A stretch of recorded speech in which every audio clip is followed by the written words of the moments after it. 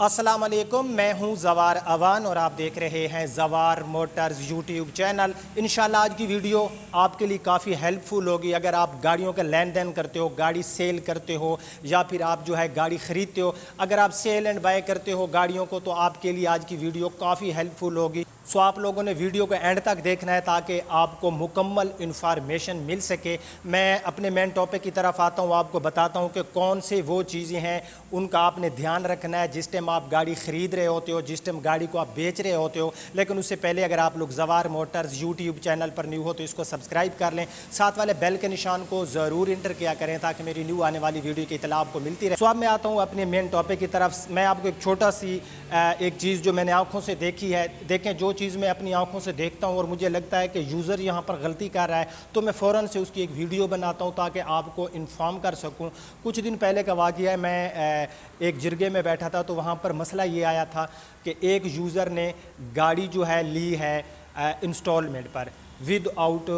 Down payment, यानी कि उसने डाउन पेमेंट नहीं दी और उसने बग़ैर डाउन पेमेंट के 1 साल के टाइम पर या 2 साल के टाइम पर उसने गाड़ी ख़रीदी। और उसने जो गाड़ी सेल करने वाला ओनर था ना, तो उसने जब गाड़ी सेल की तो उसने गाड़ी के तमाम डॉक्यूमेंट्स जो कागजात होते हैं वो साथ दे दिए। हाँ, एक अदद उसे चेक ले लिया कि कल को अगर ये जो है मुझे जो मेरी अमाउंट है ना दे तो मेरे पास एक चेक वगैरह होना चाहिए। और उसने तमाम गाड़ी के कोई डॉक्यूमेंट्स, कोई नंबर प्लेट्स अपने पास नहीं रखी और उसने तमाम चीज़ें जो है ना उस यूज़र को दे दी, उस कस्टमर को जिसने बग़ैर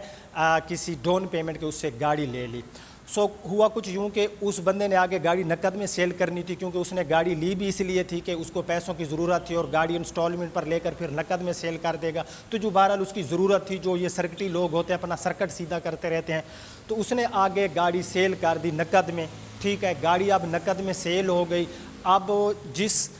जो गाड़ी का ओनर था ना, जिसने जस्ट एक चेक लेकर गाड़ी को सेल कर दिया था, उसको वो बंदा जिसने गाड़ी ख़रीदी थी वो पैसे नहीं दे रहा था। तो उसने क्या किया, क्योंकि गाड़ी उसके अपने नाम थी अभी तक,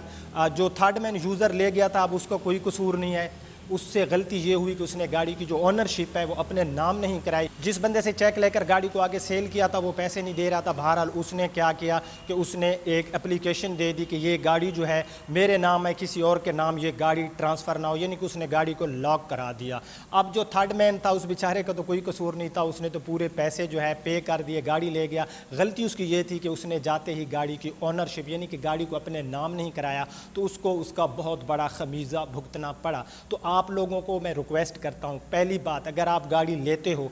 तो आप लोग किसी एतमाद वाले बंदे से, अगर शोरूम से गाड़ी ले रहे हो, किसी अच्छे इदारे से गाड़ी ले, जो कल को अगर आपकी गाड़ी के साथ कोई छोटा मोटा कोई डॉक्यूमेंट्स का कोई प्रॉब्लम आ जाता है तो जो ज़िम्मेदार इंसान होते हैं वो जो होते हैं ना, वो आपको पूरी चीज़ें जो होते हैं बाद में भी प्रोवाइड करते हैं, वो भागते नहीं हैं। वो जिरगे में भी आ जाते हैं, 4 लोगों में बैठ के वो बात भी करते हैं, अगर उनको कोई चीज़ देनी होती है तो वो आपको दे देते हैं। सो मैं आपको रिक्वेस्ट करता हूँ, पहली बात है, जब भी आप गाड़ी लें, अगर आप गाड़ी बेच रहे हो या फिर आप गाड़ी जो है ख़रीद रहे हो, तो पहला जो काम आपने करना है कि गाड़ी ख़रीदते और बेचते वक्त आपने, अगर आप किसी ओनर से गाड़ी घर से ख़रीद रहे हैं तो आप सीधा चले जाएं, जो स्टाम्प फरोश बैठे होते हैं वहाँ पर जो है आप लोग एक स्टाम्प करा लिया करें कि फ़ॉर एग्जाम्पल आप में से कोई भाई मुझसे गाड़ी लेता है तो उस पर जो है एक तहरीर आ जाएगी कि इससे पहले इस गाड़ी में अगर किसी किस्म का कोई इशू होगा, ये गाड़ी किसी FIR में जो है मतलूब होगी तो इसकी ज़िम्मेदारी ज़वार भाई की होगी। और उसके बाद अगर मैं गाड़ी को सेल कर देता हूँ, खुदा न खास्ता उस गाड़ी पे वो बंदा जाके कोई वारदात करता है, कुछ भी करता है, जब एक स्टाम्प हो जाएगा तो कल को मेरे पास जो है ना एक एविडेंस होगा जो दिखा के मैं जो है सेफ़ रहूँगा और जो गाड़ी ले जाएगा वो भी सेफ़ रहेगा, क्योंकि उससे पहले गाड़ी मेरे पास ही, उस गाड़ी के ऊपर मैंने अगर कोई गलत काम किया है तो उसकी ज़िम्मेदारी जो है वो मुझ पे आयद होगी, ना कि जो यूज़र ले गया है। तो पहली बात है कि आप लोगों ने एक जो है स्टाम्प करा लेना। अगर आप शोरूम से गाड़ी ले रहे हैं तो शोरूम से गाड़ी ख़रीदते वक्त जो उनकी शोरूम की एक रसीद होती है उस पर स्टैंप लगाएँ, 2-3 गवाह वहाँ पर जो है होते हैं, उनकी मौजूदगी में आप जो है वहाँ पर लाजमी रसीद वसूल करें। कल आपको अगर गाड़ी के साथ खुदा न खास्ता कोई मसला होता है तो आपके पास कुछ एविडेंस होना लाजमी है अगर आप कानूनी कार्रवाई करना चाहते हैं। उसके बाद जो मैं कहता हूँ कि आप लोग बहुत बड़ी गलती करते हो, बहुत बड़ी गलती करते हो, वो है जिस टाइम आप गाड़ी लेते हो तो गाड़ी की ओनरशिप जो होती है ना वो आप लोग चेंज नहीं कराते और गाड़ी اس پہلے بندے کے نام رہتی ہے. بھائی گاڑی جس کے نام ہے وہ کچھ بھی کر سکتا ہے. میں پہلے بھی بہت سی ویڈیوز میں آپ کو بتا چکا ہوں. فار ایگزامپل گاڑی میرے نام ہے, ٹھیک ہے, میں نے آگے سیل کر دیا ہے. سو اس گاڑی کی اگر میں جا کر محکمہ ایکسائز میں ایک اپلیکیشن دیتا ہوں کہ گاڑی کے ڈاکومنٹس جو ہیں وہ گم ہو گئے ہیں, تو کیونکہ گاڑی میرے نام پر تھی تو میں جو ہے وہاں سے ڈپلیکیٹ کاغذات ایشو کرا سکتا ہوں. تو جو گاڑی کے